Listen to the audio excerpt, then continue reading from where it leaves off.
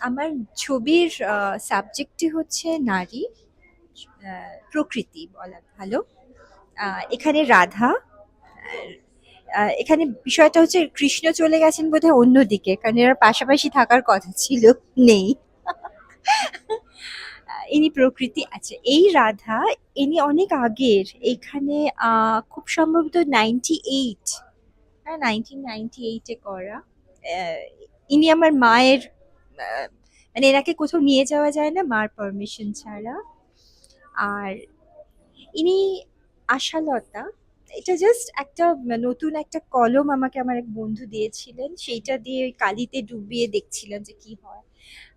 এটা ছবি আঁকবো বলে আঁকা নয়। উম, এই প্রকৃতিরই অংশ। আর এইখানে এখান থেকে শুরু হচ্ছে।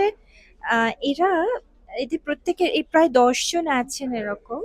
এদের প্রত্যেকের এক একটা গল্প আছে, যে গল্পটা এরপর আমি লিখবো। খুব সম্ভবত সেটা একটা বই হবে। তো এদের প্রত্যেকের নামও আছে, সেই নামটা আমি বইতে একদম দেবো। এখন এদের আমি বলিনি এদের কি নাম। তো আহ, সম্প্রতি শান্তিনিকেতনে গিয়ে মোহর বাড়িতে ছিলাম। তো মোহর বাড়ির বাগান থেকে আমাদের সকালবেলা আহ ঝুমকোলতা, এরকম লাল ঝুমকোলতা আমি কখনো দেখিনি। তো সেটা উপহার দিয়েছিলেন, যেটা আমি চুলে লাগিয়েছিলাম, তারপরে এসে সেই ঝুমকোলতার ছবি এঁকেছি। আর এরা দুজন আহ বান্ধবী। আহ, এরা পান খেতে ভালোবাসে। তো আহ, এ, আমি জানি না সেটা কতটা এসেছে, but একে এ পান খাওয়ানোর একটা চেষ্টায় আছে আর কি। আর ইনি আম, খুব, মানে নিজের সংসারের চাবি নিজেই বহন করেন আর কি। তো ইনি না নিজের সংসার। আহ এটাও প্রকৃতির, আসলে যখন জাহ্নবীতে এসে থাকতে শুরু করি তখন প্রকৃতির অনেক কাছে আসা সুযোগ হয়।